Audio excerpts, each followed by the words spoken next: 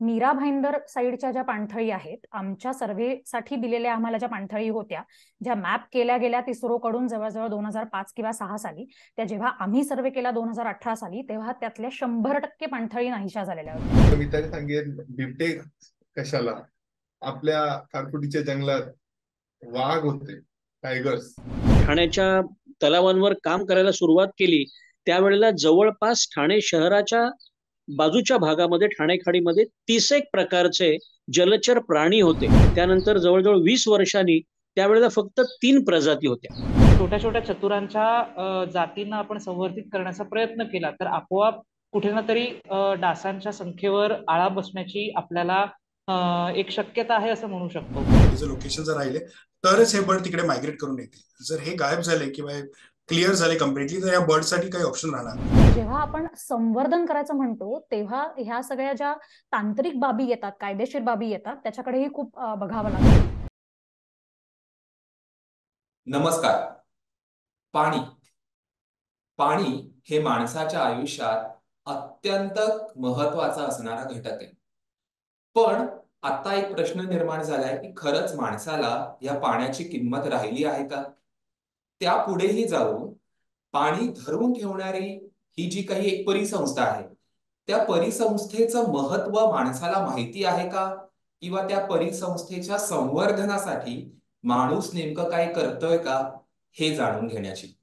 नमस्कार, मी अक्षय मांडवकर. महा MTV मध्ये आपल्या सगळ्यांचं स्वागत. आज आपण चर्चा करणार आहोत पाणी धरून ठेवणाऱ्या म्हणजे पाणी होल्ड करून ठेवणाऱ्या एका परिसंस्थेविषयी. त्या परिसंस्थेचं नाव आहे पाणथळ. मग आपण ही आजच चर्चा का करतोय? तर आज आहे जागतिक पाणथळ भूमी दिवस. जगभरात 2 फेब्रुवारी हा दिवस जागतिक पाणथळ भूमी दिवस म्हणून साजरा करण्यात येतो. मग त्याचा संदर्भ मुंबई आणि मुंबई महानगर या शहरांच्या अनुषंगाने काय काय असणार आहे त्याच्याविषयी आज आपण चर्चा करणार आहोत. पाणथळ भूमी आणि त्या पाणथळ भूमीमध्ये अधिवास करणारे वेगवेगळ्या प्रजाती, त्याचे वेगवेगळे घटक यांवर अभ्यास करणारे तज्ज्ञ आणि वन्यजीव संशोधक मंडळी आज आपल्या सोबत आहेत. त्यांच्याकडून आपण नेमकं मुंबईच्या पाणथळींचं भवितव्य काय असणार आहे आणि मुंबईच्या पाणथळींवर कोणत्या कोणत्या प्रकारची जैवविविधता आढळते याच्या विषयीचा उहापोह करणार आहोत. मॅडम गेली अनेक वर्ष पाणथळींवर अभ्यास करत आहेत, त्या पाणथळ तज्ज्ञ आहेत. सीमा मॅडम, मी तुम्हाला विचारू इच्छितो की पाणथळ भूमी किंवा पाणथळ म्हणजे नेमकं काय आहे? कारण आपल्याला पाणी माहिती असतं, पण पाण्याला धरून ठेवणारी एखादी परिसंस्था म्हणजे काय आहे त्याच्याविषयी थोडंसं तुम्ही आपल्या प्रेक्षकांना माहिती द्या. जसं तुम्ही म्हणालात अक्षय की पाणी धरून ठेवणारी परिसंस्था, जेव्हा आपण पाणी धरून ठेवणारी म्हणतो तेव्हा ती काही काळ पाणी धरून ठेवेल किंवा वर्षभर पण पाणी धरून ठेवेल. आता मुंबई उपनगराबद्दल आपण जेव्हा बोलतोय तेव्हा आपल्याकडे पाऊस एका विशिष्ट ऋतूत पडतो, ज्याला मान्सून सीझन आपण म्हणतो, पावसाळा. तर काही पाणथळ जागा अशा असतात की ज्या फक्त पावसाळ्यात त्याच्यात तुम्हाला पाणी दिसेल, ज्याला आपण सीझनल वॉटर बॉडीज म्हणतो, किंवा त्या ऋतूपुरत्या पावसाळ्यात तुम्हाला त्या तिथे पाणी दिसेल. काही पाणथळ जागांमध्ये तुम्हाला वर्षभर आपल्याला पाणी दिसतं. असे 2 प्रकार असू शकतात पाणथळींमध्ये. आता पाणथळीत किती पाणी असू शकतं ह्याच्यामध्येही वेगवेगळा फरक आहे. आपल्याला वाटतं की पाणथळ म्हणजे फक्त तळं किंवा तलाव, मोठा जलाशय जेव्हा आपल्याला दिसतो तेव्हाच त्याला पाणथळ म्हणायचं का, किंवा वाहतं पाणी असेल तर काय म्हणायचं, फक्त साठवलेल्या पाण्याला पाणथळ म्हणायचं का? तर अशा वेगवेगळ्या प्रकार आहेत त्याच्यामध्ये. अजून 2 प्रकार असू शकतात की गोड्या पाणी असणाऱ्या पाणथळ जागा आणि खारं पाणी किंवा भरती ओहोटीचं पाणी येणाऱ्या पाणथळ जागा. सो असेही 2 प्रकार असू शकतात. आता जेव्हा आपण म्हणतो की किती पाणी असेल, तर एखादी दलदल आपल्याला दिसते, की ज्याच्यात आपल्याला भरलेलं पाणी दिसत नाही, पण आपल्याला ओला चिखल दिसतो, जिथे आपल्याला अनेक प्रकारच्या वनस्पती वाढलेल्या दिसतात, तिथे येणारे अनेक प्रकारचे कीटक, प्राणी, पक्षी आपल्याला दिसतात. सो ह्या दलदलीच्या ज्या जमिनी आहेत की ज्याच्यामध्ये खारं पाणीही येऊ शकतं, ज्याला खाजण आपण म्हणतो, किंवा मग ओल्या म्हणजे गोड्या पाण्याच्या दलदलीच्या जमिनी. सो ह्या दोन्ही प्रकारांनाही पाणथळ जागा आपण म्हणतो. सो आपण बघितलं की ऋतूनुसार पाणथळ जागांमधलं पाणी हे कमी अधिक होतं. पावसाळ्यात त्या जागांमधलं पाणी वाढेल जसा जसा पावसाळा आहे तोपर्यंत, आणि पावसाळ्यानंतर हळूहळू या जागांचं क्षेत्र आकसत जातं आणि मग कडेला बरेचदा आपल्याला दलदल दिसते आणि मध्ये काही काळ म्हणजे पावसाळ्यानंतरचे काही महिने आपल्याला पाणी राहिलेलं दिसेल, काही जलाशयांमध्ये आपल्याला वर्षभर पाणी दिसतं. तर आपल्याला हे समजून घ्यायचं की ह्या सगळ्या जागा पाणथळ या प्रकारामध्येच, पाणथळ अधिवास ज्याला आपण म्हणतो त्याच्यातच येतं. आता जेव्हा आपण अधिवास म्हणतो, आपल्या इथे वेगवेगळ्या कीटक आणि पक्षी आणि अनेक प्रकारच्या प्राण्यांचे याचे तज्ज्ञ आज आहेत. जेव्हा आपण अधिवास म्हणतो तेव्हा पाणथळ आपल्याला लक्षात ठेवायचं की पाणथळ जागांवर एका विशिष्ट प्रकारच्या वनस्पती आपल्याला बघायला मिळतात आणि त्या वनस्पतींवर अवलंबून असलेले कीटक आणि इतर पक्षी आणि प्राणी यांच्या प्रजाती, सो अशा प्रकारच्या अन्न साखळ्या असलेल्या अधिवासांनाच आपण पाणथळ म्हणणार. हा प्रश्न तेव्हा येतो की जेव्हा आपल्याला हे सिद्ध करावं लागतं की एखादी जागा पाणथळ, त्याला आपण कसं म्हणणार, नुसतं पाणी दिसतंय म्हणून म्हणणार का? हा, तर ती अधिवास म्हणून आपल्याला डिफाईन करता आली पाहिजे, सिद्ध करता आली पाहिजे. त्याकरताच आपल्याला असा अभ्यास करायचा आहे की इथे असलेल्या अन्नसाखळ्या वेगवेगळ्या कुठल्या आहेत. आता वनस्पतींच्या बाबतीत थोडंसं आपण बघितलं तर आपण म्हटलं की कडा ज्या असतात पाणथळ जागांच्या, तिथे आपल्याला जास्तीत जास्त वनस्पती दिसतात. अनेकदा आपल्याला वाहत्या पाण्यात म्हणजे नदीच्या पाण्यात किंवा तलाव किंवा तळ्यांवर ही वनस्पती वाढलेल्या दिसतात. सो काही वेळेला ह्या तरंगणाऱ्या वनस्पती असतात, काही वेळेला आपल्याला कमळं किंवा वॉटर लिली सारख्या ज्या वनस्पती दिसतात त्यांची मुळं खाली चिखलात असतात आणि पानं आणि फुलं वर असतात. काही वेळेला संपूर्ण वनस्पतीच पाण्याच्या आत असते. आपल्याला सगळ्यांना अगदी कॉमनली माहिती असेल, फिश टँक्स मध्ये काही सबमर्ज वनस्पती आपल्याला दिसतात. सो तशा प्रकारच्या वनस्पती असू शकतात किंवा मी म्हटलं तसं बाजूच्या दलदलीवर वाढणाऱ्या वनस्पती असतात. आता इथे आलेले सगळेच तज्ज्ञ तुम्हाला सांगतील की ह्या वेगवेगळ्या ज्या वनस्पतींचे मी हे सांगितले गट पाणथळ प्रकारच्या अधिवासात येणाऱ्या, त्या सगळ्यांवर अवलंबून असलेले कीटक पक्षी प्राणी ह्या सगळ्यांच्या अन्नसाखळ्या इथे तयार झालेल्या आपल्याला दिसतात. सो अशी खूप विविधता या पाणथळ जागांमध्ये, अधिवासांमध्ये आपल्याला दिसू शकते. नक्कीच तुम्ही पाणथळी म्हणजे चर्चासत्राची सुरुवातच खूप सुंदर झालेली आहे. आपल्या बरोबरच डॉक्टर प्रसाद कर्णिक सर सुद्धा आहेत, ज्यांचा कांदळवनांवर खूप छान अभ्यास आहे. सर, माझा पुढचा प्रश्न तुमच्यासाठी आहे. पाणथळींचा मुंबईच्या दृष्टिकोनातून आपण विचार केला तर सगळ्यात पहिलं आपल्या डोळ्यासमोर येतं ती म्हणजे ठाणे खाडी, आणि तिला नुकताच रामसर प्रमाणपत्र सुद्धा मिळालं. ठाणे खाडीवर तुमचा गेली अनेक वर्ष अभ्यास आहे. त्या खाडीबद्दल आम्हाला आणि तुमच्या अभ्यासाबद्दल जाणून घ्यायला हवं. जरूर. ठाणे खाडी ही पाणथळीचाच एक भाग आहे. मगाशी सीमा मॅडमनी सांगितलं त्याप्रमाणे ओली जमीन किंवा पाण्या शेजारी असलेली जमीन, तर ठाणे खाडी जी आहे ही आशियामधली सर्वात लांब खाडी आहे. त्याच्यामध्ये, आणि ती खाडी आहे, नदीमुख नाही, कारण ठाण्याला नदी नाहीये, परंतु त्या ठिकाणी अनेक तलाव आहेत जे भूजल आहे, जमिनीत असलेलं पाणी आणि अरबी महासागराचं पाणी हे एकत्र येऊन ही खाडी तयार झालेली आहे. 25 ते 26 किलोमीटर लांब. म्हणून मगाशी मी म्हटलं की आशियामधली सर्वात लांब खाडी ही आहे. अतिशय महत्वाचा हा पाणथळ किंवा पाणवठ्याचा भाग आहे. आणि साधारण 1980 पर्यंत, म्हणजे त्यावेळेला मी स्वतः त्या खाडीत जात होतो तेव्हापासून आजपर्यंत, तर त्यावेळेला इथे अतिशय समृद्धी होती. म्हणजे ही खाडी जैवविविधतेचं एक अतिशय संपन्न असं दालन होतं. परंतु दुर्दैवाने आता त्याच्यामध्ये खूप बदल होत गेले. मला सांगण्यात आले त्याप्रमाणे मी फक्त खारफुटीबद्दल बोलतो. कांदळवन इथे थोडीशी मी एक दुरुस्ती करू इच्छितो. कांदळ हा खारफुटीचा एक प्रकार झाला. कांदळ, तिवर असे वेगवेगळे प्रकार त्याचे आहेत. त्यामुळे आपण खारफुटी असं म्हणूया. म्हणजे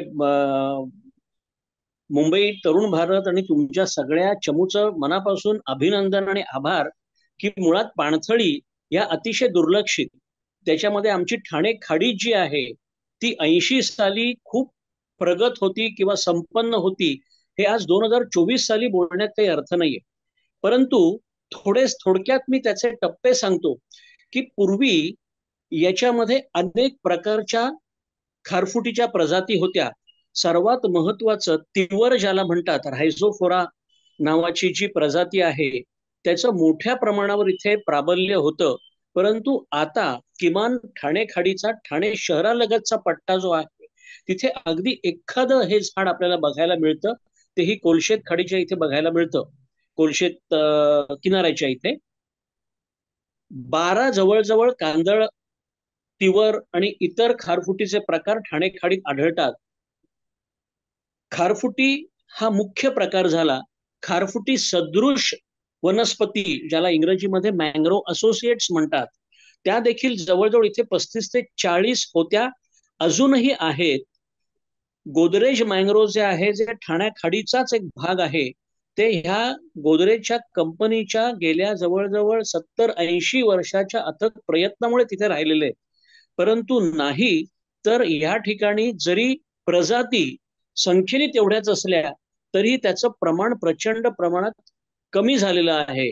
आणि हे प्रमाण कमी झालेलं आहे म्हणजे मी असं सांगू शकेन की 80च्या सुरुवातीपासून जर आपण विचार केला तर एकूणच हे क्षेत्र जवळपास 40% अधिक कमी झालेलं आहे. म्हणजे जेमतेम 60% शिल्लक राहिलेलं आहे. यातही ठाणे शहरालगत जे आहे क्षेत्र ते मात्र फारच कमी झालंय, जेमतेम 10% उरलंय.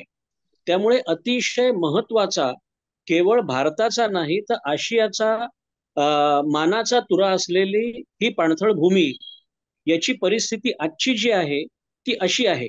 ठाणे शहरालगत जेमतेम 10% खारफुटी शिल्लक आहे. एकच उदाहरण मी इथे देतो की कोलशेत गावाचा मी उल्लेख केला तर कोलशेत गावामध्ये तिथे एक साधारण 40 वर्षापूर्वी त्या खारफुटीच्या जंगलातून फिरताना तासन तास आम्ही जात असू. आज ते जंगल नाहीये तर केवळ मोजकी कुंचक्यासारखी काही खारफुटीची झाडं उरलेली आहेत. सोबत आहेत निकीत सुर्वे. पोस्टरमध्ये जेव्हा निकीत सुर्वेचा फोटो तुम्ही पाहिला असाल त्यावेळी तुम्हाला नक्की प्रश्न पडला असेल की बिबट्यांवरती काम करणारा माणूस पाणथळीवर कसा काय. तर थोडासा एक आधीचा उल्लेख की कांदळवनांमध्ये जी काही बायोडायव्हर्सिटी, जी काही मॅमलची बायोडायव्हर्सिटी अधिवास करते, सस्तन प्राण्यांची बायोडायव्हर्सिटी अधिवास करते, त्या सस्तन प्राण्यांच्या बायोडायव्हर्सिटी विषयी आणि खास करून या किनारी पट्ट्यांमध्ये, मुंबई महानगराच्या किनारी पट्ट्यांमध्ये अधिवास करणाऱ्या कोल्ह्यांविषयी निकीत सुर्वेनी गेल्या 1.5 वर्षांमध्ये अभ्यास केलाय. हा अभ्यास नेमका काय होता याच्याविषयी निकीतच आपल्याला माहिती देईल. आत्ताच सरांनी सांगितल्याप्रमाणे म्हणजे अगदी ठाणे खाडी हे मुंबई महानगर म्हणजे मुंबई MMR साठी किती इम्पॉर्टंट आहे हे लक्षात आलं. सीमा मॅडमनी सांगितलं पाणथळ कसे कसे असतात. तर या दोन्ही अधिवासांमध्ये राहणारे सस्तन प्राणी, मॅमेलियन बायोडायव्हर्सिटी, हा समजायचा आम्ही प्रयत्न केला. कारण या अगोदर लोकांकडून ऐकलेलं आणि मी नक्कीच मला खात्री असेल की सरांनी चालताना कोल्हे सुद्धा बघितले असतील. तर खूप प्रमाणात मुंबईत कोल्हे होते. जेवढी खारफुटी होती, खारफुटीचं जेवढं जंगल होतं त्या सगळ्यांमध्ये कोल्हे होते. तर मी थोडं एक ब्रॉड चालू करून मुंबईवर येतो, कारण आपण आजचा जो दिवस आहे हा वर्ल्ड वेटलँड डे आहे. ओके, आणि ते खूप दुर्मिळ आहेत. काही प्राणी इतर ठिकाणी मिळत सुद्धा नाही. सो मॅमल्स हे डेफिनेटली आपल्या फूड चेनच्या शृंखलेच्या वरती बसतात. तर त्याच्यातले काही मोजके मॅमल जे फ्लॅग बेरर्स आहेत, जे या गोष्टीचा आपल्याला लोकांपर्यंत अवेअरनेस करायला मदत करतात, म्हणजेच golden jackals, fishing cat, smooth coated otters, कित्येक ठिकाणी जंगल कॅट सुद्धा मिळतात. म्हणजे जिथे मँग्रोव्ह आणि डेसिडियस फॉरेस्ट जरा एक हॅबिटॅट असतो. तर हाच उद्देश घेऊन आम्ही मुंबईच्या जेवढे आपले खारफुटीचं जंगल आहे, मँग्रोव्ह फाउंडेशन बरोबर कोलॅबोरेशन मध्ये आम्ही हा प्रोजेक्ट सुरू केलेला. आणि फक्त एवढं ध्येय होतं की जाणून घ्यायचंय की कोल्हे नेमके आहेत तर किती आहेत, कुठे आहेत, त्या अधिवासात ते कसे राहत आहेत. आणि मी खोटं नाही सांगणार, मला स्वतःला काही काही ठिकाणी एवढं अचंब झालं की आपला अभ्यास सुरू करण्याआधी मला पण खात्री नव्हती की इकडे कोल्हे मिळतील का किंवा इकडे कोल्हे असतील का. जसं सरांनी कोलशेत बद्दल सांगितलं, पण आम्हाला बऱ्याच ठिकाणी कोल्ह्यांचे प्रेझेन्स आढळले. कोल्ह्यांना अनफॉर्च्युनेटली बिबट्यांसारखे किंवा वाघासारखे एकमेकांपेक्षा ओळखता येत नाही, पण आम्हाला बऱ्यापैकी त्यांची फुटेज मिळाली, त्यांचे बिहेवियर स्टडी समोर आले. तो कोल्हा एक असा प्राणी आहे जो स्वतःला परिस्थितीशी ढाळून घेऊ शकतो. तो स्कॅव्हेंजर सुद्धा आहे, एक प्रेडेटर सुद्धा आहे. तर या जंगलांमध्ये जेव्हा तो गारफुटीत राहतो, त्याच्या खाद्यामध्ये अगदी मासे, खेकडे किंवा खाडी बरोबर येणाऱ्या काही ज्या वस्तू असतात तेही तो साफ करायचा आपल्या कॉन्ट्रीब्युशन करतो. तर मला तरी असं एक खूप वाटतं की जर भारतात एखादा कुठला कॅनिड स्पीशीज आहे जो सर्वात जास्त पसरलेला आहे, तर तो म्हणजे कोल्हा. आणि तो अगदी तुम्हाला थंड भागात, सेंट्रल इंडियन लँडस्केप मध्ये, एव्हरग्रीन फॉरेस्ट मध्ये आणि मँग्रोव्ह मध्ये सुद्धा आढळतो. सो हे खूप छान होतं. आणि मला डेफिनेटली परत हे हायलाइट करू इच्छितो मी की वर्ल्ड लँड डे ह्या हॅबिटॅटचे जे एपेक्स प्रेडिटर्स आहेत आणि भारताचे बरेच ठिकाणी म्हणजे eastern coast of India, western coast दोन्ही ठिकाणी असलेले मँग्रोव्ह पॅचेस, तिकडे फिशिंग कॅट्स आहेत, ऑटर्स आहेत. ऑटर्स अगदी गोड्या पाण्यापासून ते जे एक्स्चुरियन हॅबिटॅट लागतं, मँग्रोव्ह पॅच लागतो, त्याच्यात राहतात. So I think we have a very reason to celebrate. म्हणजे आपल्याकडे खूप काही आहे, खूप जैवविविध असलेला आपले हे अधिवास आहेत. आणि व्हेरी प्राऊड की आपल्या देशात हे अजूनपर्यंत आपल्याला जतन करता आलं आहे.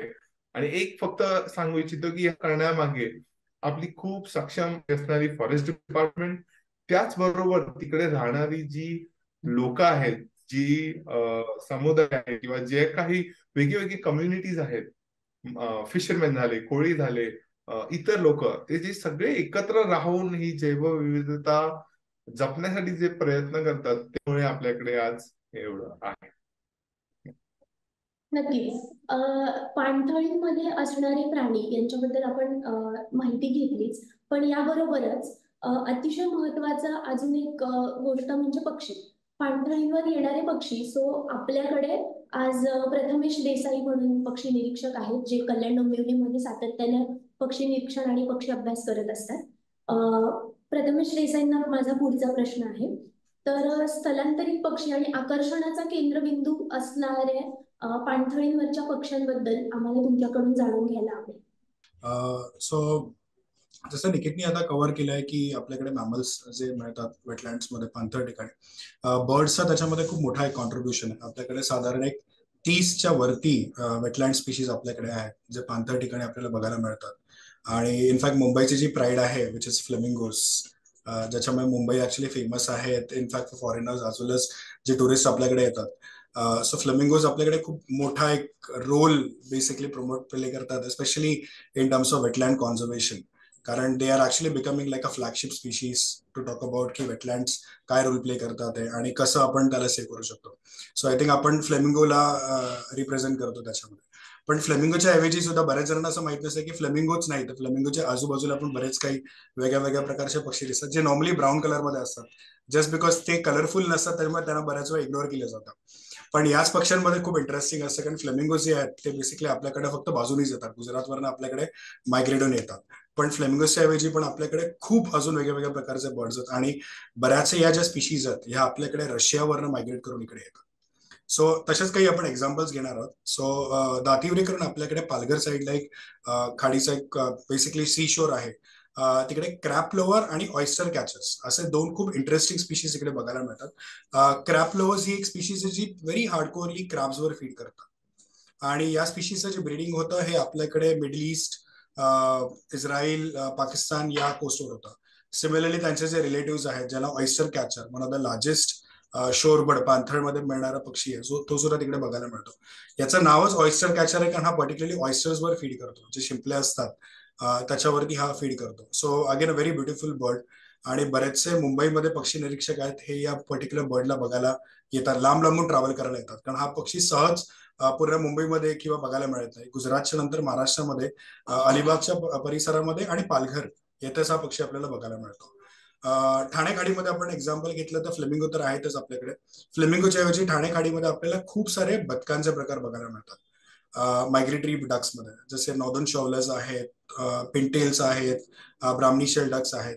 या सगळ्या स्पीशीज आपल्याकडे, ब्राह्मणी शेल डक ही अशी स्पीशीज आहे जे आपल्याकडे लडाखमध्ये ब्रीड करतं आणि आपल्याकडे मायग्रेट करून येतं. सिमिलरली जे डक स्पीशीज जे मी सांगितले ते आपल्याकडे फ्रान्स, रशिया किंवा आर्टिक सर्कल पर्यंत हे तिकडे ब्रीड करून आपल्याकडे मायग्रेट करून येतात. सो खूप फेमस आहेत आणि खूप इंटरेस्टिंग स्पीशीज सुद्धा आहेत कारण कलरफुल आहेत त्यासाठी. अलिबाग हा जो कोस्ट आहे तिकडे एक खूप इंटरेस्टिंग बर्ड येतो, त्याला ग्रेट नॉट असं बोललं जातं बेसिकली.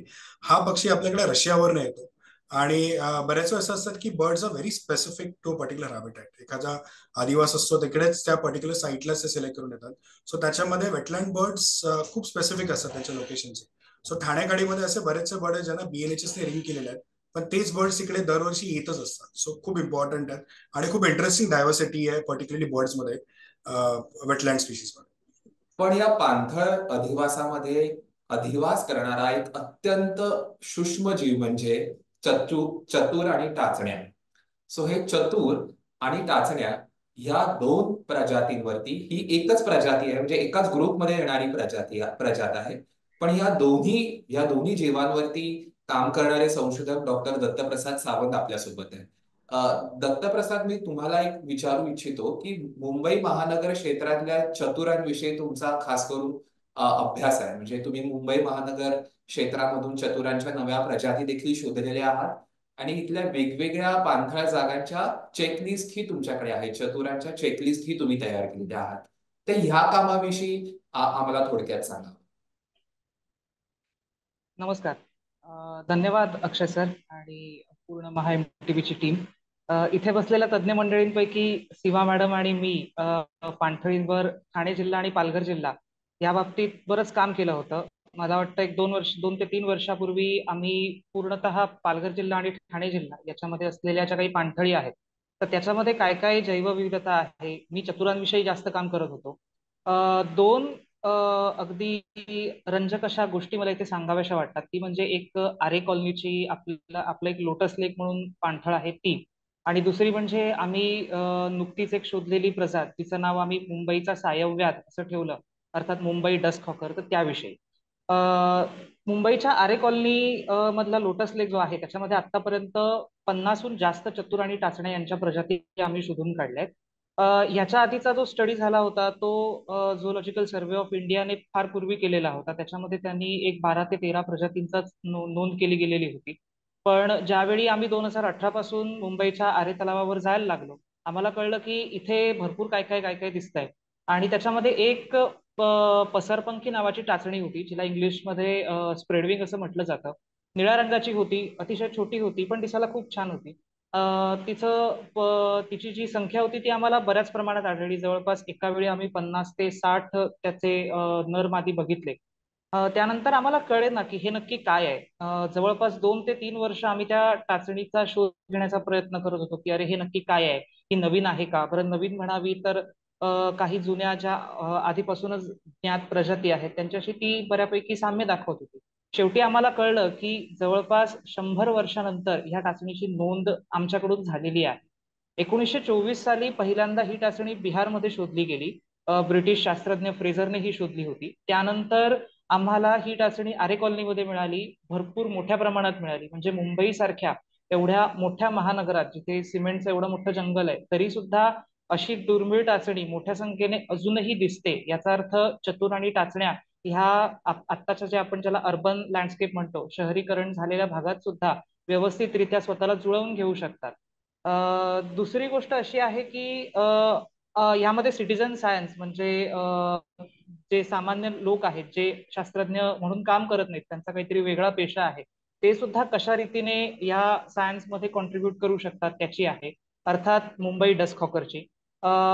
मुंबई डस्क हॉकरचा फोटो आम्ही फार पूर्वी काढला होता, 2018च्या आसपास वगैरे काढला होता. पण आम्हाला तेव्हाही कळत नव्हतं की हा कुठल्या प्रकारचा चतुर आहे. बऱ्यापैकी मोठा होता, दिसायला एकदम सुंदर भगव्या रंगाचा, ज्याच्यावर हिरवे निळे पट्टे आहेत असा. अमोल कांबळी नावाच्या एका माझ्या मित्राने बदलापूरच्या उल्हासनगर नदीच्या बाजूला एक पाणथळ आहे, जी सीझनल वेटलँड आहे. तर तिथे त्याने ह्या चतुराचा फोटो काढला. फोटो काढल्यानंतर त्याने सोशल मीडियावर टाकला. मी त्याला लगेच मेसेज केला, म्हटलं की अरे अमोल, हे काहीतरी वेगळं दिसतंय, तुला हा पकडता येतो तर बघ, त्याशिवाय आपल्याला ह्याचं नाव काय आहे ते कळणार नाही. तर अमोलला अगदी नशिबाने त्याचे 2 नर मादी मिळाले. आणि नर मादी मिळाल्यानंतर आम्हाला कळलं की अरे हे कम्प्लिटली काहीतरी वेगळं आहे. आम्ही अगदी पार इंग्लंड म्युझियम मध्ये जाऊन म्हणजे तिथून फोटो वगैरे मागवून त्या चतुराचा अभ्यास केला आणि शेवटी कळलं की नाही, हे काहीतरी नवीन आहे. आणि हे नवीन हा जो चतुर आहे, हा विशेष म्हणजे बदलापूरच्या आसपास उल्हासनगरला ज्या पाणथळी आहेत तिथे तो प्रजनन करतो, तिथे त्याची लोकसंख्याही बऱ्या प्रमाणात मिळालेली आहे. आणि मुंबईची ही जी काही जैवविविधता आहे, विशेषतः चतुर आणि टाचण्यांच्या बाबतीत, याच्याबाबत अजूनही फार काम झालेलं नाहीये किंवा अजून फार काम होण्याची गरज आहे. तर ह्या जैवविविधतेला आम्ही मान देण्यासाठी त्या चतुराचं नाव ठेवलं मुंबई डस्कहॉपर, आणि मराठीमध्ये आम्ही त्याला नाव दिलं मुंबईचा सायंव्याध. सायंव्याध म्हणजे काय, तर संध्याकाळी शिकारीला निघालेला. आणि हे चतुर जे गायनाकांथा जीनस मध्ये येतात, तर ते शक्यतो संध्याकाळचे बाहेर पडतात, जेव्हा सूर्याचा प्रकाश हळूहळू कमी होत असतो त्यावेळी बाहेर पडतात आणि आसपासच्या कीटकांना खाण्याचं काम करतात. आणि हे कीटक जे माणसाला धोकादायक ठरू शकतात, उदाहरणार्थ डास, तर ह्यांना सुद्धा खाण्याचं काम हे मोठे चतुर करतात. आणि असे हे आपल्याला उपयोगी असलेले छोटे चतुर आणि कीटक हे पूर्णतः अशा पाणथळींवर अवलंबून असतात. त्यामुळे पाणथळींविषयी सर्व लोकांमध्ये जनजागृतीही होणं हे खरंच गरजेचं आहे. आणि त्याचबरोबर आपल्या आजूबाजूला जे काही भूगर्भातलं पाणी आहे ते सुद्धा टिकून राहण्यासाठी पाणथळींबद्दल जनजागृती होणं फार गरजेचं आहे. आणि हा खरंच मोठा स्तुत्य उपक्रम आहे की जेणेकरून आम्ही ही जी काही छोटी छोटी रंजक माहिती आहे ती सगळ्यांपर्यंत पोहोचवू शकतो. नक्कीच मला खूप छान वाटतंय की आपण सस्तन प्राणी, पक्षी, कांदळवन अशा सगळ्याच गोष्टींना स्पर्श करण्याचा प्रयत्न करतोय. मी पुन्हा एकदा कर्णिक सरांकडे जाते. कांदळवन आपल्याला माहिती आहे की एक पूर्णपणे वेगळी परिसंस्था आहे, किंवा तुम्ही मगाशी म्हणाल्याप्रमाणे खारफुटी आपण म्हणूयात, ती पूर्णपणे एक वेगळी परिसंस्था आहे. तर पाणथळींचे संवर्धन होण्यासाठी कांदळवन कशा प्रकारे आपली भूमिका बजावतात हे आम्हाला ऐकायला हवं. निश्चित. या ठिकाणी मी तुम्हाला एक साधारण 19 18 वर्ष पूर्वीच्या काळात नेईन. 26 जुलै 2005 ला प्रचंड मोठ्या प्रमाणात पूर आला. त्या दिवशी भरती ही खूप मोठ्या प्रमाणात होती. त्याच वेळेला बदलापूरला जे धरण आहे, बारवी धरणाची दारं उघडली होती, कारण पाऊस प्रचंड पडला होता. आणि ते बारवी धरणाचं जे पाणी आहे ते बदलापूरहून निघून घाटकोपर कुर्ल्यापर्यंत पोहोचलं होतं. जीवितहानी, वित्तहानी, अनेक त्या ठिकाणी आपल्याला हानीला सामोरं जावं लागलं. याचं कारण मुमरा दिवा ह्या पट्ट्यामधल्या खारफुटीचं जंगल, जवळपास हजारो हेक्टरवर वसलेलं नैसर्गिक जंगल हे माणसाने तोडलं होतं. आणि त्याच्यामुळे हे पाणी जे तोपर्यंत आलं नव्हतं. थोडक्यात खारफुटी जी आहे ही झाडं ही आपली संरक्षक भिंत आहे. त्याच्यामुळे आपल्या नगरामध्ये, महानगरामध्ये, आणि आपण ठाणे खाडीबद्दल बोलतोय तर त्याच्यामध्ये MMR मुंबई महानगर प्रदेश प्राधिकरणात मध्ये ठाणे शहर, मुंबई शहर, मुंबई उपनगर, नवी मुंबई, पनवेल इथपर्यंत जवळजवळ भाग येतो. आणि ह्या ठाणे खाडीचा, तर त्याच्यामुळे खारफुटी ही महत्वाची आहे. कारण आपण ती जर तोडली तर आपण स्वतःलाच वाचवू शकणार नाही. या ठिकाणी मी अगदी अलीकडलं उदाहरण आणखीन देतो. मगाशी मी कोळशेत गावाचा उल्लेख केला. त्या ठिकाणी पूर्वी फक्त आणि फक्त जर पूर आला, म्हणजे पावसाळ्यामध्ये प्रचंड मोठ्या प्रमाणात खाडीला पूर आला तर किंचितसं पाणी गावात जात होतं. परंतु गेल्या काही वर्षामध्ये केवळ पावसाळ्यातच नाही तर एरवी देखील 12 महिन्यामध्ये कधीही मोठी भरती असेल तर त्या भांगाच्या आणि ह्या उधाणाच्या वेळेला ते पाणी त्यांच्या गावात शिरतं आणि पाणी साचतं. याचं कारण मगाशी म्हटल्याप्रमाणे त्या ठिकाणी 10% जेमतेम खारफुटी शिल्लक आहे. त्याच्यामुळे हे आपले आपण असं म्हणूया आयुष्याचे आधार आहेत. दुसरा आणखीन एक मुद्दा, या ठिकाणी आणखीन अनेक अभ्यासक आले, खूप छान माहिती देत आहेत. ही सर्व जैवविविधता जी आहे ती ह्या खारफुटीच्या जंगलामुळे शिल्लक आहे. म्हणजे असे अनेक प्राणी, म्हणजे ठाण्याला मी साधारण 80च्या शेवटच्या दशकाच्या शेवटच्या भागामध्ये ठाणे खाडी आणि ठाण्याच्या तलावांवर काम करायला सुरुवात केली. त्यावेळेला जवळपास ठाणे शहराच्या बाजूच्या भागामध्ये ठाणे खाडीमध्ये 30 प्रकारचे जलचर प्राणी होते. आणि जेव्हा मी माझ्या विद्या वाचस्पती डॉक्टरेट साठी संशोधन सुरू केलं, त्यानंतर जवळजवळ 20 वर्षांनी त्यावेळेला फक्त 3 प्रजाती होत्या. म्हणजे इथे आपल्या लक्षात येईल की खारफुटी किती महत्वाची आहे. जे मत्स्य प्रेमी आणि मत्स्य खाणारे आहेत, मत्स्य गोत्री आहेत, त्यांना सांगायलाच नको की इतकी चविष्ट ही अन्न आपल्याला जी वेगवेगळी संपदा मिळते ती या खारफुटीमध्ये. एकच त्यांचं वैशिष्ट्य मी आणखीन सांगतो की त्या अतिशय वेगळ्या प्रकारच्या वनस्पती आहेत. त्यांची मुळं जी आहेत मग अगदी 100 फूट उंच, 150 मीटर उंच झाड असेल, पण त्याची मुळं इतकी सूक्ष्म प्रकारे एकमेकात गुंतलेली असतात की छोटी मुंगी सुद्धा त्यातून जाऊ शकणार नाही. आणि त्याच्यामुळे त्या ठिकाणी अनेक मासे, समुद्रातले मासे अंडी घालायला तिकडे येतात, नदीतले मासे अंडी घालायला तिकडे येतात. आणि त्याच्यामुळे खारफुटीमध्ये किंवा एकूणातच पाणथळ भूमीमध्ये सर्वात जास्त प्रकारची जैवविविधता दिसते. हे आता रामसर कन्व्हेन्शनला कळून चुकलेलं आहे. आणि ठाणे खाडी हे रामसर साईट म्हणून घोषित झाली. कारण मगाशी मी म्हटल्याप्रमाणे आजही ही विजिगीषू वृत्ती आहे, ही नैसर्गिक प्रत्येकाची चिकाटी आहे, प्रत्येक सजीवाची. त्याच्यामुळे आजही जरी मी कितीही म्हटलं की प्रदूषण झालंय, भराव घातले जातात, लोकसंख्या प्रचंड प्रमाणात वाढली, तरी देखील मग ती वनस्पती असेल खारफुटी सारखी, किंवा मासे असतील, खेकडे असतील, किंवा हे तुमचे आता त्यांनी सांगितलं त्याप्रमाणे टाचण्या आणि असे कीटक असतील, तर अजूनही जर आपल्याला त्या पूर्वीच्या गतवैभवाला किंवा त्या पूर्वीच्या वैभवी काळाला परत बोलवायचं असेल, तर लोकांमध्ये मोठ्या प्रमाणात जागृती होणं आवश्यक आहे. आणि मला असं वाटतं आपण आता हा जो काही चर्चासत्राचा उपक्रम सुरू केलाय, स्तुत्य आहे, मी आधीच सांगितलं, त्याच्यामुळे.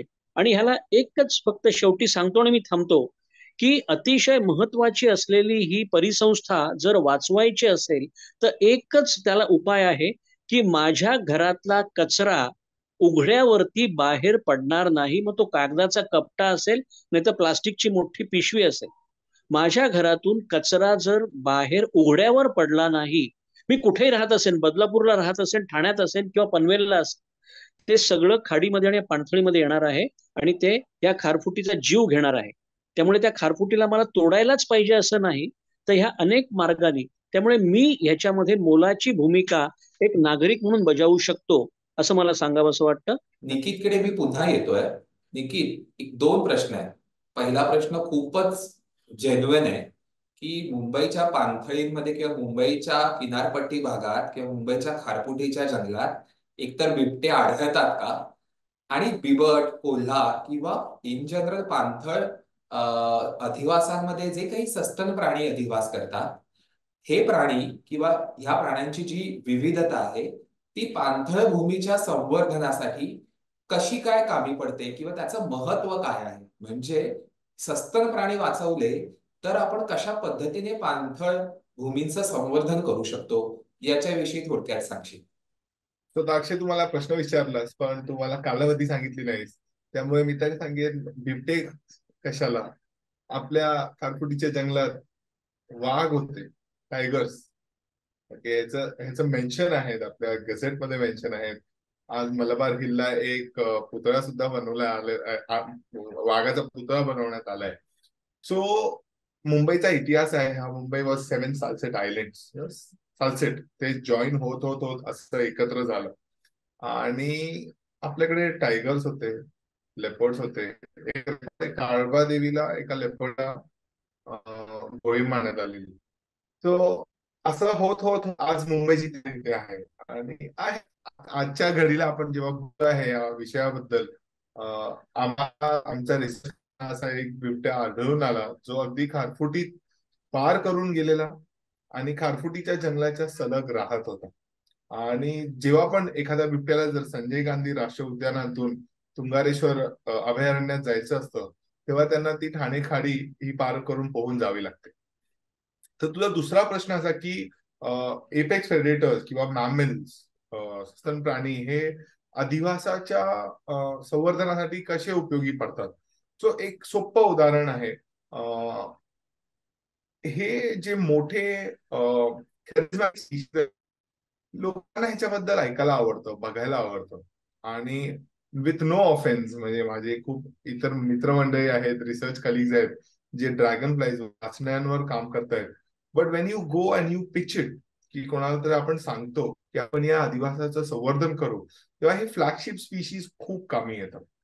कारण त्यांच्या अंगावर, त्यांच्या खांद्यावर बाकी संपूर्ण छोट्या छोट्या घटकांचा भार असतो. की अंब्रेला आपण ज्याला म्हणतो, मी एक छत्री उघडली की एवढा भाग हा पावसापासून प्रोटेक्टेड राहतो. त्याचप्रमाणे हे जे एपेक्स प्रेडेटर्स असतात they work as flagship species, keystone species, charismatic species. आणि हे तर लोकांना सांगण्यासारखं झालं किंवा अवेअरनेस करण्यासारखं झालं किंवा पॉलिसी चेंजेस करण्यात आलं. पण एक दुसरी गोष्ट अशी असते की जेव्हा एपेक्स प्रेडेटर असतो, आपल्याला माहिती आहे जर एखादा एपेक्स प्रेडेटर या भागात आहे म्हणजेच काय, त्याला जे लागणारं खाद्य आहे तेही इकडे बऱ्या प्रमाणात असावं. जसं उद्मान, जसं ऑटर्स असतील, फिशिंग कॅट्स असतील, तर तुम्हाला माहिती आहे की त्या ठिकाणी माशांचं प्रमाण हे बऱ्या प्रकारे आहे, म्हणजे त्यांचे पॉप्युलेशन इनाफ आहे. कारण जर त्यांची पॉप्युलेशन इनाफ नसेल तर हे मोठे जे प्रेडेटर्स आहेत ते जगू शकणार नाहीत.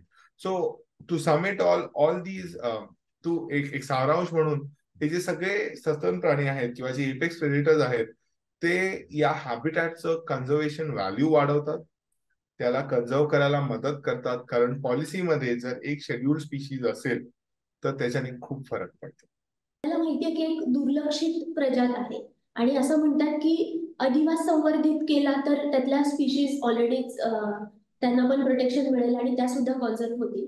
पण मला उलट विचारायचंय, स्पीशीज जर आपण कॉन्झर्व केल्या तर त्या वेटलँड्सला कसं संवर्धित करू शकतात, एक तर करू शकतात का, आणि कसं करू शकतो आपण, त्यासाठी काय प्रयत्न करायला? अजून बघायला गेलं जसं निकित सर म्हणाले की वाघ आणि बाकीचे जे आपले सस्तन प्राणी आहेत तर त्यांची लोकप्रियता जर भारतात बघायला गेली तर ही फार मोठ्या प्रमाणात आहे. तर ह्याच्या मागची कारणं सुद्धा वेगवेगळी आहेत आणि त्याच्यामध्ये आता आपण जायचं नाहीये. चतुर आणि टाचड्या बघायला गेलं तर भारताला खरं तर फार मोठी परंपरा आहे चतुर आणि टाचड्यांच्या अभ्यासाची. पण मध्ये असा एक काळ येऊन गेला की भारत स्वतंत्र झाल्यानंतर स्वतंत्र भारतातले जे काही संशोधक आहेत ते अगदी हाताच्या पोटावर मोजण्या इतके होते की जे चतुर आणि टाचण्यांच्या जैवविविधता तसेच ते कसे राहतात किंवा ज्याला आपण एक नॅचरल हिस्ट्री म्हणू शकतो, तर ह्या संज्ञेवर काम करणारे शास्त्रज्ञ फार कमी होते. आता हळूहळू लोकांमध्ये अशी एक जागृती व्हायला लागली की चतुर आणि टाचण्यांमध्ये सुद्धा आपण खूप जास्त काम करू शकतो. का तर चतुर आणि टाचण्यांचे मानवाला असलेले जे काही उपयोग आहेत ते सुद्धा आता हळूहळू कळून यायला लागले. याचं एक छोटंसं उदाहरण सांगायचं झालं तर असं की ग्रॅनाइट घोस्ट, ज्याला सायंटिफिक भाषेमध्ये ब्रॅडिनोपाया जेमिनाटा म्हणतात, तर हा एक सिमेंटच्या रंगासारखा दिसणारा चतुर असतो. आणि हा चतुर एडिस इजिप्ती नावाचा जो डास आहे ज्याच्यामुळे डेंगी पसरतो, तर डेंगीचा रोग पसरणाऱ्या डासाच्या अळ्या आणि तो जो काही प्रौढ डास आहे ह्या दोघांनाही खाण्याचं काम ब्रॅडिनोपाया जेमिनाटा अर्थात ग्रॅनाइट घोस्टची अळी आणि प्रौढ चतुर हे दोन्ही करतात. तर आपण जेवढ्या पद्धतीने कीटकनाशकं मारून डास मारण्याचा प्रयत्न करतो किंवा अजूनही तुम्ही बघाल वेगवेगळे पायरेथ्रमचे स्प्रेज मारले जातात, बीएमसी तर दर महिन्याला येऊन सगळीकडे फॉगिंग करत असते. तर ही जी काही केमिकल्स आपण आपल्या नकळत पूर्ण वातावरणात घालतोय तर त्याही पेक्षा जर आपण छोट्या छोट्या चतुरांच्या जातींना आपण संवर्धित करण्याचा प्रयत्न केला तर आपोआप कुठे ना तरी डासांच्या संख्येवर आळा बसण्याची आपल्याला एक शक्यता आहे असं म्हणू शकतो. कारण ह्या गोष्टीवर भारतामध्ये अजून अभ्यासही झालेला नाहीये. आम्ही प्रयत्न करतोय की चतुर किती प्रमाणात एक चतुर किती प्रमाणात डास खाऊ शकतो ह्याचा अभ्यास करण्याचा. पण ह्याच्यात गंमत अशी आहे की चतुरांच्या ज्या अळ्या असतात ह्या आपण म्हणू की समजा मी घरी आणून त्यांना वाढवण्याचा प्रयत्न केला, म्हणजे आर्टिफिशियल ब्रीडिंग करण्याचा प्रयत्न केला, तर त्या तितक्याशा जगत नाहीत किंवा जगल्या तरी लगेच त्यांच्यातला जो प्रौढ चतुर आलेला असेल तो कधी कधी पटकन मरून जातो. याच्या मागची बरीचशी कारणं आम्ही शोधतोय. पण हा जेव्हा एक अभ्यास व्यवस्थित केला जाईल तेव्हा आपल्याला कळेल की एक चतुर खरंच किती प्रमाणात डास खाऊन माणसाला मदत करू शकतो. तर जसं मी म्हटलं त्याचप्रमाणे की एकदा आपल्याला अशा काही प्रजाती कळल्या की ज्या माणसाला उपयोगी होत आहेत, की डास खात असतील किंवा चिलटं खात असतील किंवा ज्या काही वास असतात ज्याच्यामुळे माणसाला चावल्यावर वेगवेगळ्या प्रकारची ॲलर्जी होऊ शकते असे खात असतील, तर अशा प्रजाती आपल्याला एकदा कळल्या की मग आपल्याला त्याच्याबरोबरचा जो काही त्यांचा अधिवास आहे तोही कळत जाईल आणि मग त्या प्रजाती वाचवा जेणेकरून आपल्याला माणसाला जो समोर दिसतोय असा फायदा होईल. आणि मग त्या फायद्याबरोबर आपण ते त्यांचं ब्रीडिंग हॅबिटॅट म्हणजेच त्यांची प्रजनन करण्याची जागा सुद्धा वाचवण्याचा प्रयत्न करू. मग अशा अर्थाने पाणथळी वाचवल्या जाते. हा फक्त दृष्टिकोन चतुर आणि टाचण्यांपुरता आहे. पण खरं आहे की चतुर आणि टाचणा एक छोटे सूक्ष्म कीटक असल्यामुळे आपल्याला फक्त तेवढाच विचार करून चालणार नाही. त्याच्याबरोबर अनेक घटक आहेत ते सुद्धा विचारात घेऊन आपण जर काम केलं तर नक्कीच पाणथळीचं संवर्धन करायला आपल्याला फार मोठी मदत होऊ शकते. मगाशी प्रथमेश यांनी मुंबई महानगर क्षेत्रातल्या विविध पाणथळ जागांवरती कोणकोणत्या प्रकारचे पक्षी सापडतात याच्याविषयी माहिती दिली होती. मी पुन्हा प्रथमेशना विचारू इच्छितो की पक्ष्यांच्या प्रजाती, मग त्या देशी असू दे की स्थलांतरित असू दे, खास करून स्थलांतरित पक्ष्यांच्या प्रजाती ह्या पाणथळ भूमी संवर्धनासाठी काय कोणत्या प्रकारची भूमिका बजावतात, त्यातून स्थलांतरित पक्षी जे बेसिकली पाणथळींवर येतात त्यातून आपल्याला काय समजतं याच्याविषयी थोडक्यात माहिती द्यावी. शुअर शुअर अक्षय. सो आपण परत फ्लेमिंगोकडे येऊया एक्झाम्पल मध्ये. सो फ्लेमिंगो हा पक्षी आपल्याकडे मायग्रेट करून येतो. सो आपल्याकडे एक बर्ड रिंगिंग हा कन्सेप्ट आहे, ज्याच्यामध्ये आपण बर्ड्स वरती रिंग किंवा बँड्स असं सेट करतो, आणि त्याच्यामुळे आपल्याला रिंग लावल्यामुळे कसं होतं की या बर्डची एक आयडेंटिटी बनते, युनिक आयडेंटिफिकेशन बनतं, ज्याच्यामुळे आपल्याला हा पक्षी आपण बघितल्यावरती ते रिंग वरती एक नंबर असतो, न्यूमरिक अल्फा न्यूमरिक एक कोड असतो. तो कोड वाचून आपल्याला समजतो की या बर्डचा काय पर्टिक्युलर आयडेंटिफिकेशन आहे. आपल्याकडे ठाणे खाडीमध्ये BNHS, Bombay natural history society, यांनी कित्येक वर्ष बर्ड रिंगिंगचं काम केलेलं आहे आणि त्याचं काम चालूच आहे सुद्धा. सो त्याच्या या बर्ड रिंगिंगमुळे बऱ्याचशा बर्ड्स बद्दल आपल्याला बरीच इन्फॉर्मेशन आली. सो फॉर एक्झाम्पल, काही फ्लेमिंगोज जे गेल्या वर्षी किंवा गेल्या वर्षी जे टॅग केलेले ठाणे खाडीमध्ये, ते बर्ड्स आता परत त्या खाडीमध्ये दिसून येतात आहे. सो बेसिकली आपल्याला पॅटर्न दिसून येतं की हे बर्ड्स मायग्रेट करतात आहे, द सेम बर्ड्स ऍक्च्युली परत आपल्याला त्या सेम स्पॉटला व्हिजिट करतात. सो त्याचा अर्थ असा आहे की आपल्याला एक तर फर्स्ट मायग्रेशन बद्दल, त्यांचं स्थलांतर बद्दल आपल्याला बरीचशी माहिती मिळते. सेकंडली की साईट फिडॅलिटी, ज्याच्यामुळे बर्ड सेम हॅबिटाईट मध्ये किंवा सेम लोकेशनला इयर्स अँड इयर्स रिपीट होतं. सो ते खूप इंटरेस्टिंग आहे. गुजरातची एक स्टोरी आहे जामनगर येथे, तिकडे एक 6Z नावाचा एक ग्रेट नॉट असा एक मायग्रेटरी शोरबर्ड आहे करून. हा बर्ड गेले 2019 पासून आतापर्यंत गेले 6 ते 7 वर्ष कंटिन्युअसली हा बर्ड तिकडे येतो. So that's a very interesting record. आताच एक गेल्या 5-6 दिवसा अगोदरच हा बर्ड तिकडे परत नोटीस केला गेला. सो खूप इंटरेस्टिंग अशी स्टोरी आहे. तसंच मुंबईमध्ये पण बरेच असे बर्ड आहेत जे नवी मुंबईमध्ये टॅग केलेले आहेत, जे आपल्याला ठाणे खाडीमध्ये बघायला मिळतात. सो असं खूप इंटरेस्टिंग डेटा आपल्याकडे मिळतोय. काही असे बर्ड्स जे अर्नाळा ज्या ठिकाणी तिकडे टॅग केलेले आहेत, आणि ते बर्ड्स आपल्याला ठाणे खाडीमध्ये पण बघायला मिळतात. काही बर्ड्स असे जे ठाण्याला टॅग केलेला बर्ड आपल्याला गुजरातमध्ये सुद्धा बघायला मिळतो. सो फर्स्टली एवढं समजतं की बर्ड्स कसे मायग्रेट होतात, कुठून येतात. सेकंडली आपल्याला असं समजतं की इम्पॉर्टन्स ऑफ दीज वेटलँड्स काय आहेत, कारण ही जर लोकेशन, हे जर हॅबिटॅट, हे आदिवास जर राहिलं, हे जर लोकेशन जर राहिले, तरच हे बर्ड तिकडे मायग्रेट करून येतील. जर हे गायब झाले किंवा क्लिअर झाले कम्प्लिटली, तर या बर्डसाठी काही ऑप्शन राहणार नाही. So it's very very important. नक्कीच. स्थलांतरित पक्ष्यांचं महत्व आणि पाणथळींवर विशेषतः त्यांचं दिसणं हे महत्वाचं आहेच. आणि मगाशी जिथून आपण सुरुवात केली की पाणथळी ह्या पाणी धरून ठेवणाऱ्या असतात. सो आपण पुन्हा एकदा सीमा मॅडम कडे जातोय. सीमा मॅडम, पाणथळी ही एक स्वतंत्र परिसंस्था आहे आणि गेले अनेक वर्ष ठाणे जिल्ह्यातल्या पाणथळींवर तुमचा अभ्यास आहे. एकतर कॉन्झर्वेशनच्या दृष्टीने पाणथळींसाठी आपण काय पावलं उचलायला हवीत, आणि दुसरा प्रश्न त्याला जोडून जो तुमचा अभ्यास आहे, केस स्टडी आहे, रिसर्च आहे, त्यातले इन्साइट्स ऐकायला आम्हाला जरूर आवडतील. बाकी सगळ्यांच्या बोलण्यामध्ये बरेच मुद्दे ह्यातले आलेत. मी अगदी थोडक्यात सांगते की ठाणे जिल्ह्यातल्या पाणथळींवर दत्ताप्रसाद सर जसं म्हणाले तसं आम्ही जेव्हा काम करत होतो 2018 साली, तेव्हा काही मुद्दे असे लक्षात आले. ह्या पाणथळी ठाणे जिल्ह्यातल्या 6ही तालुक्यांमध्ये विभागलेल्या होत्या. टोटल 132 जागा होत्या ज्या ऍक्च्युअली जाऊन ग्राउंड सर्व्हे करायचा होता. त्याच्याबद्दलची सगळी माहिती मिळवायची होती. तर काही त्याच्यात मुद्दे असे लक्षात आले की अजूनही आपल्याकडे जे गाव तलाव आहेत, त्या गाव तलावांशी लोकांचं म्हणजे त्याला एक सोशल आणि कल्चरल असा एक ऍस्पेक्ट आहे, जो टिपिकली आपल्या सायंटिफिक इतर जेव्हा आपण प्रजातींचा अभ्यास करायला जातो तेव्हा तो आपण जनरली आपल्या स्टडीमध्ये येत नाही.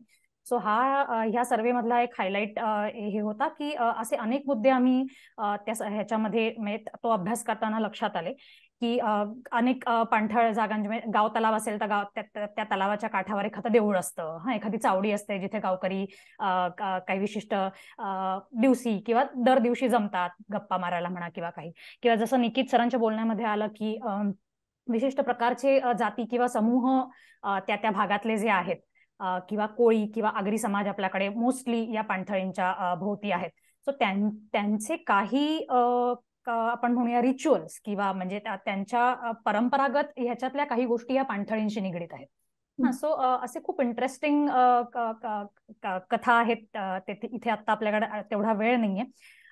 पण दुसरं अजून एक असं आहे की अनेक ठिकाणी आता आम्ही जेव्हा अभ्यास केला ठाणे स्पेसिफिकली आपण जेव्हा मुंबई महानगर म्हणतोय तेव्हा हा खूपच शहरीकरण झालेला भाग असल्यामुळे इथल्या पाणथळींवर पण नॅचरली तसा परिणाम झालेला आपल्याला दिसून येतो.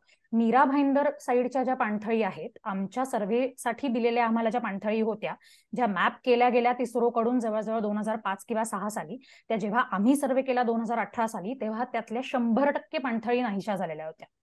सो नवी मुंबईतल्या पण बऱ्याचशा पाणथळींवर तसंच आहे. खारफुटींचं वेगळं होतं, पण अनेक पाणथळी की ज्या आपल्याला 2005 किंवा 6च्या मॅप्समध्ये दिसतात गुगल अर्थवर, ज्या आता आपल्याला दिसत नाहीत. नवी मुंबईमध्ये पण सिमिलर परिस्थिती आहे. नवी मुंबईमध्ये स्पेसिफिकली बरीचसं ते काय म्हणूया आपण रिसेंटली डेव्हलप शहर तिथे असल्यामुळे तिथे ह्या जुन्या कम्युनिटीज जुने जे समाज आहेत, जे मोस्टली खारफुटी आणि मासेमारी ह्याच्यावरच त्यांचा सगळा उपजीविका चालत होती, ह्यांचा एक खूप मोठा डिस्कनेक्ट आपल्याला दिसून येतो या पाणथळींवर सगळं अतिक्रमण झाल्यामुळे आणि असं. आणि मग त्यामुळे ते ह्या समाजातली लोक अशी आपण काय म्हणूया त्यांच्या उपजीविकेवरच मेनली घाला आलेला आहे. सो असे वेगवेगळे ठाणं ही एक तलावांचं शहर म्हणून ऍक्च्युअली प्रसिद्ध आहे. सो ठाण्यातली आपण जर इतिहास बघितला, सरांनी आपल्याला सांगितलं ठाणे खाडीचं, पण मी गोड्या पाण्याच्या तलावांबद्दल बोलते, तर अनेक तलाव जवळजवळ एक 65च्या आसपास तलाव ठाण्यामध्ये होते असा इतिहास आहे. आता जर बघाल तर दिसतात आपल्याला, तलाव नाहीये तसं नाही, एक 30-35 तलावही आता दिसतील, पण ऍक्च्युअली आपण नोंद पाणथळ म्हणून जर बघितली, तलाव म्हणून नोंद दस्तऐवजांमध्ये म्हणजे रेव्हेन्यू डिपार्टमेंटकडे असेल किंवा ठाणे शहराच्या बाबतीत सिटी सर्व्हेकडे असेल, तर जेमतेम 5 किंवा 6 तलावांची नोंद आहे. सो जेव्हा आपण संवर्धन करायचं म्हणतो तेव्हा ह्या सगळ्या ज्या तांत्रिक बाबी येतात, कायदेशीर बाबी येतात, त्याच्याकडेही खूप बघावं लागतं. नुसतं आपल्याला दिसतं एक पाणी आहे आणि कमळं येत आहेत आणि चतुर येत आहेत आणि पक्षी येत आहेत म्हणून तो तलाव संवर्धित होईलच असं नाही.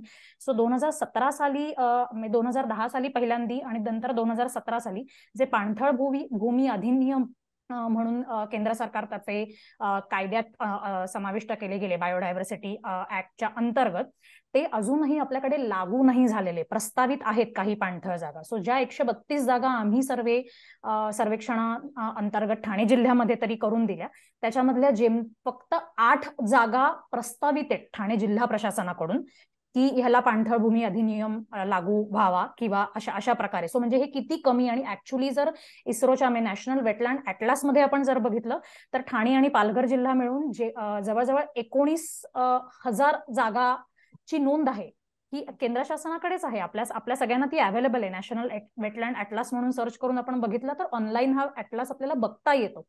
पण ह्याचा अभ्यास फक्त आम्ही 132 जागांचा केला त्याच्यातल्या, आणि त्याच्यातही फक्त 8 जागा शासनाने प्रस्तावित केल्यात की ह्यांना आपण संरक्षित करूया. सो ही जी गॅप आहे ती खूप आहे. एकच इम्पॉर्टंट सांगते की निकित सरांच्याही बोलण्यामध्ये ते आलं की आसपासच्या समूहांना घेऊन जर आपण म्हणजे शासनाकडून किंवा कायदेशीररित्या जे प्रयत्न होतील ते बाजूला ठेवूया किंवा ते होत राहतील, त्याला वेळ लागतो, त्याला काही लिमिटेशन्स असू शकतात. आसपासच्या समूहांशी बोलून सगळ्यांच्या बोलण्यात जसं आलं की अवेअरनेस अबाउट वेगवेगळ्या बाबींना धरून जर आपण केला गेला तर काहीतरी चान्सेस आहेत की ह्याच्यातल्या काहीतरी पाणथळ जागा आपण किमान कम्युनिटी कन्झर्वेशन या प्रकाराने वाचवू शकतो किंवा त्यांना संरक्षण देऊ शकतो. अगदी 1-2-3 मुद्दे परत मांडते की सरांनी सांगितलं तसं की कुठल्याही प्रकारचा कचरा, सांडपाणी, प्रदूषित पाणी, त्याच्यानंतर बांधकामाचा कचरा, अतिक्रमण हे मात्र टोटली प्रोहिबिटेडच आहे. हे पाणथळ जागा अधिनियमांमध्येही तसंच आहे. आपण लक्ष द्यायला पाहिजे की कम्युनिटीला त्याच्यात आसपासच्या जनसमूहांना त्याच्यात कसं इन्व्हॉल्व्ह करता येईल. त्याच्यातला मुख्य दुवा आहे उपजीविका. सो त्यांना ह्या पाणथळ जागांवर अवलंबून एखादी उपजीविकेचे काही स्त्रोत, थोडक्यात पाण्यात येणाऱ्या ज्या जलवनस्पती आहेत आपल्या, कमळ आहे, कमळ ही एक खूप चांगली वनस्पती आहे. दुसरा, शिंगाड्याची शेती आपल्याकडे केली जाते. सो कमळ आणि शिंगाडा ह्याची लागवड म्हणा, आणि हे सगळे शहरी भागांच्या आसपास आपण बोलत असल्यामुळे ह्याला सहज मार्केट उपलब्ध आहे, बाजारात आपल्याला सहज हे नेता येईल. आणि दुसरा परंपरागत व्यवसाय पाणथळीशी असोसिएटेड आपला आहे तो म्हणजे मासेमारी. सो ह्या 2 व्यवसायांना जर नीट चालना दिली, फक्त आपल्याकडे होत आहे असं की सुशोभीकरणाच्या अंतर्गत नुसतं आपलं बाजूला धक्के बांधणे, भिंती बांधणे, त्याच्यानंतर जॉगिंग ट्रॅक करणे, काय तिथे फाउंटन्स करणे, म्हणजे कारंजी लावणे, बोटिंग करणे, ह्याच्यावरच जास्त भर दिला जातोय प्रशासनाकडून. ह्याच्या ऐवजी जर आपण उपजीविकेची जी ही साधनं आहेत, मासेमारी आणि कमळ किंवा शिंगाडा यांची शेती, आणि मग आजूबाजूच्या समूहांना त्याच्यात जर सामावून घेतलं, तर एक साधारण शाश्वत पद्धतीने आपल्याला ह्याचं पाणथळींचं संवर्धन करणं शक्य होईल. नक्कीच. तुम्ही जे आता इन्साइट सांगितले आणि त्याबरोबर जे स्टॅटिस्टिक्स सांगितले ते खूप अलार्मिंग होते असं मी म्हणेन. पाणथळींबद्दल आज आपण चर्चा केली आणि या चर्चेमध्ये आपण सस्तन प्राणी असतील, इतर प्राणी असतील, पक्षी असतील, स्थलांतरित पक्षी असतील, कांदळवन असतील, या सगळ्या कंगोऱ्यांना स्पर्श करण्याचा आपण प्रयत्न केला. ह्या चर्चासत्राच्या माध्यमातून तुमच्यापर्यंत ज्या काही संवर्धनासाठी उचलण्याची जी पावलं किंवा तुम्हाला जे काही सांगितलं गेलंय ती पावलं जरी तुम्ही उचलली तरी यंदाचा जागतिक पाणथळ भूमी दिन साजरा झाला असंच म्हणता येईल. हे चर्चासत्र तुम्हाला कसं वाटलं हे आम्हाला कमेंट करून सांगायला विसरू नका. व्हिडिओला लाईक करा आणि महान टीव्हीला सबस्क्राईब जरूर करा. जागतिक पाणथळ भूमी दिनाच्या तुम्हा सर्वांना मनपूर्वक शुभेच्छा. धन्यवाद.